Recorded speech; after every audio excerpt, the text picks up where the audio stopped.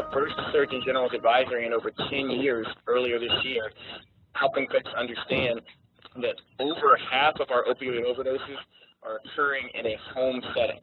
We all know that a anoxic brain injury occurs in 4 to 5 minutes.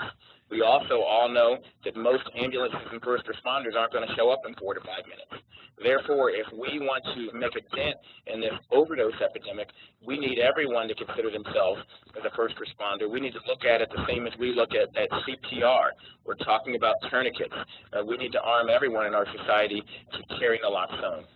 How can healthcare providers help? They can co-prescribe naloxone to folks on high morphine milligram equivalents who are at risk.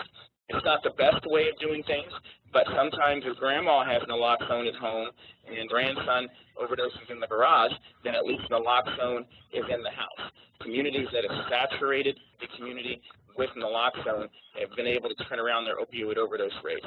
For those in the audience who may be skeptics, hear me say this. Naloxone is not the treatment for the opioid epidemic, but we can't get someone who is dead into treatment. It's an opportunity to then connect them with a peer recovery coach and then treatment and long-term recovery. And it's also an opportunity to have a discussion in the community about the burden of the opioid epidemic and what it looks like. It's an important first step, but it's just a first step.